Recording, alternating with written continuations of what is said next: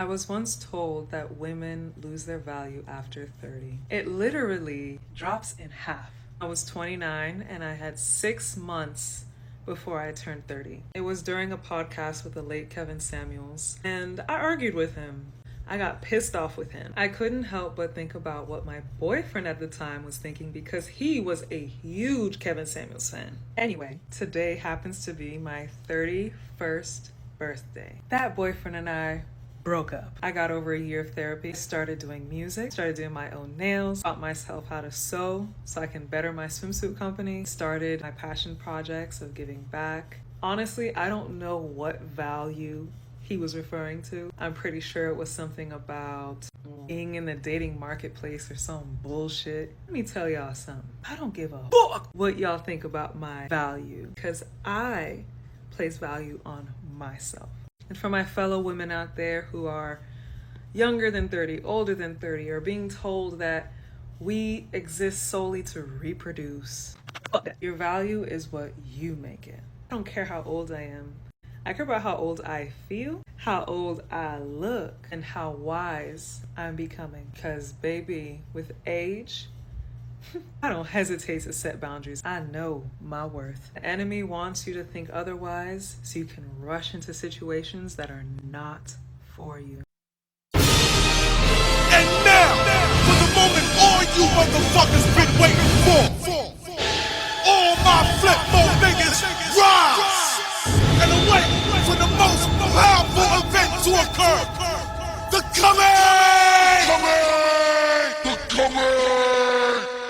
Pretty things are nice to look at. That being said, you talked.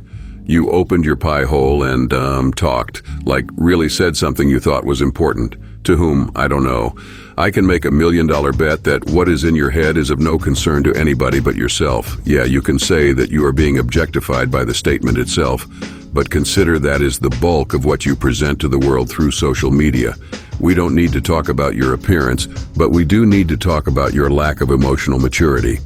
We need to talk about your sense of entitlement based on your appearance alone.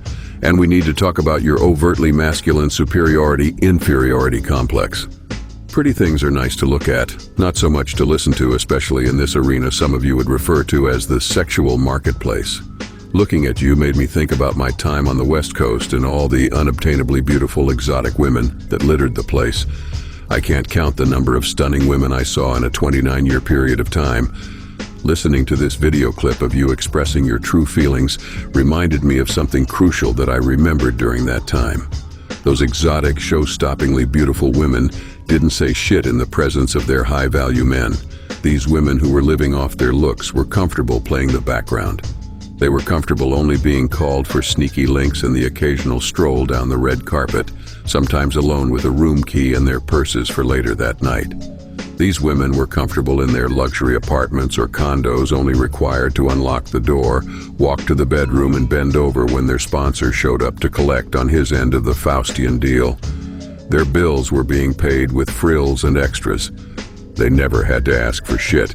It was taken care of without that man having to open his wallet in front of them. Make no mistake, they knew what they were, mentor and protege. At least, that's how it was put to soften that harsh reality of trading flesh for cash and security. You see, there are levels to the game, as they put it. And if you want to find out what I'm talking about, all you have to do is follow the high-end pussy and take a good look. I'll give you this nugget on how to find these insanely beautiful women. The next NBA All-Star Game weekend, go to that city and pick a hotel. They will be crammed top to bottom with these women on the hunt for the big wallet. It's a literal feeding frenzy that will leave a sane man shook. There are more stunning women gathered during this time, making it a 3-to-1 situation for the men in question. These women want the deal, and the leftovers trickle down amongst the bottom feeders that routinely follow them at this time of the year. In fishing terms, they are abundant salmon swimming upstream. Pretty things are nice to look at, huh?